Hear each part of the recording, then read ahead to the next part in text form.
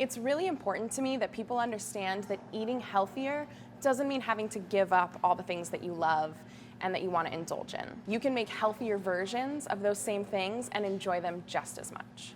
At some point in your life, you have probably had chocolate cake or cinnamon rolls or cheesecake, and you've loved them.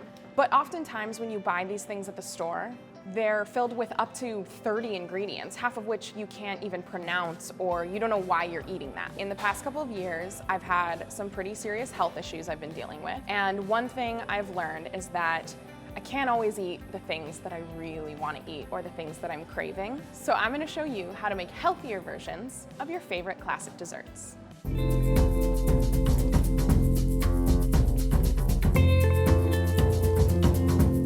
So I really love chocolate cake, so I took it upon myself to figure out how to make a totally vegan chocolate cake that was just as good or better than any other chocolate cake out there. I made 7 different cakes before I landed on this one as being good enough to put in a video, and every day I would kind of get a response that was like, it's good, like it's vegan, right?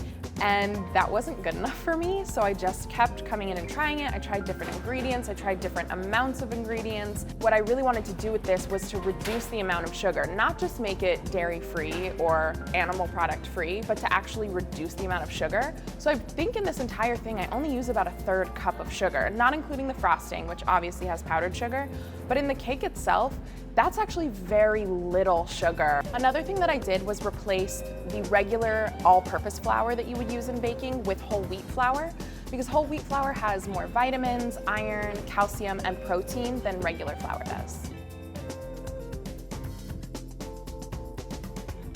I bought tons of frosting from the store and then put it side by side with the frosting I was making until I got them to look exactly the same and taste totally comparable. I think the frosting was actually the most difficult part of this recipe because I was trying to emulate a store-bought dark chocolate frosting. So I tested it a ton of times. And the way I got this to be really creamy and decadent was to use dairy-free dark chocolate and full-fat coconut milk, and that's where you get that really rich creaminess from without having to use any butter. A really common concern with not using any milk or eggs in baking like this is that the recipe won't be as fudgy and gooey as a regular chocolate cake, but that's where the applesauce and the coconut oil comes in, because those are great replacements and give you that same creaminess and moistness that you're looking for in a chocolate cake. I went around the office and I was feeding it to all the different tasty producers, and I did not tell them that it was vegan. I didn't tell them that there was no dairy. I just didn't say anything. I was like, can you just try this? And every single one of them was like, oh my God, this is an amazing cake. What is this? What did you do? And I was like, it's what I didn't do. I didn't put animal products in it. And I feel really good about that. It's like my baby. I finally did it, and I made this cake that when I fed it to other people, they had no idea it was vegan. It felt like I had climbed a mountain. It was like, you know, when the clouds part and the sun shines down and the angels sing, and it's like, ah, this is the chocolate cake of dreams. So I've always been really interested in taking classic, sort of unhealthy dishes and making a healthier version out of them. So I was looking online for inspiration, and I came across this vegan food blogger. I used her recipe from her blog, and we called her out in the comments. We said it was from her website, which was so cool because actually the day that the video went live on Goodful and on Tasty, it crashed her website. It sent so many people to her blog that it literally shut down. And the name of that blog is Pretty Pies, which I'm obsessed with. You obviously have to figure out a way to replace the cheese. And a really popular option when it comes to dairy-free baking or vegan baking is to use cashews. And what you usually do with them is soak them overnight, because then the next day when you blend them, you get a really super creamy consistency.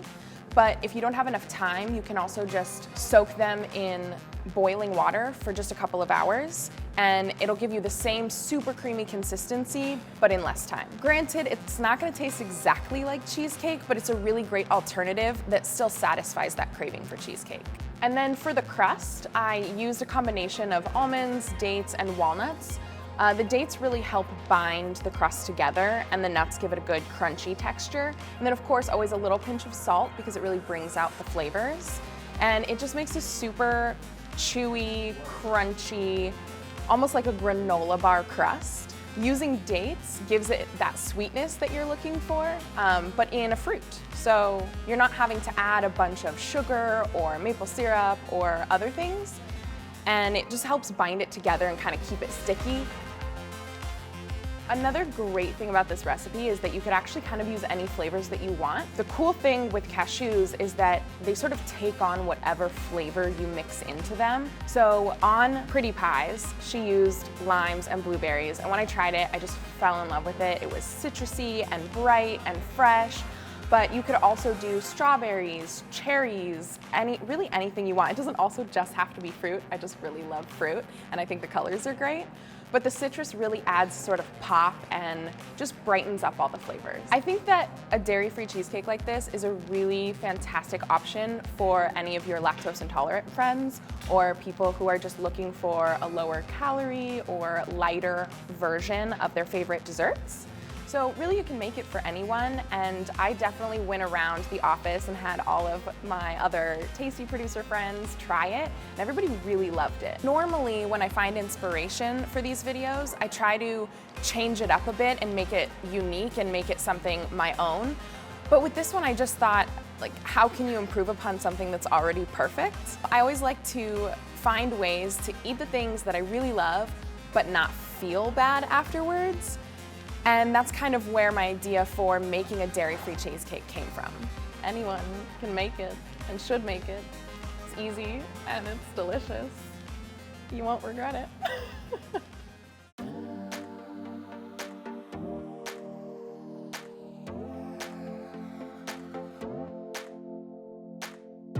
I don't know anyone who doesn't love cinnamon rolls. I definitely love cinnamon rolls. I wanted to see if I could make a homemade version that had way fewer ingredients, all natural ingredients, and see if it could actually taste as good.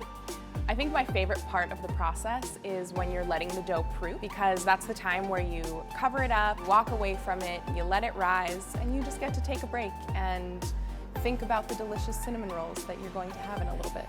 The inside of a store-bought cinnamon roll is usually filled with butter and sugar. When I look at the ingredients on some of these cinnamon rolls and realize I'm eating things like corn syrup and xanthan gum and polycarbonate 60, I don't think I even said that right, I don't know what that is, yellow 5, red -40. If I can make a cinnamon roll that doesn't have those things, in which I can name and pronounce and know what every ingredient is, I'm just gonna feel better eating that. Once you have all those ingredients together, you roll out your dough just like you would a regular cinnamon roll. And it's really cool once you actually get to like cut up that log and pull it out and see the cinnamon roll rounds, and they look exactly like any other cinnamon roll. It's really satisfying. No cinnamon roll is complete without a delicious, gooey frosting on top. So we opted for light cream cheese, vanilla extract, almond milk, and a little bit of maple syrup to just sweeten it up, and it worked beautifully as a frosting. We went around the office and made everybody try them to see if they could tell if this was a store-bought roll or a homemade roll. They're really good. It's really good. I heard it's really tasty. Like, I want that on everything.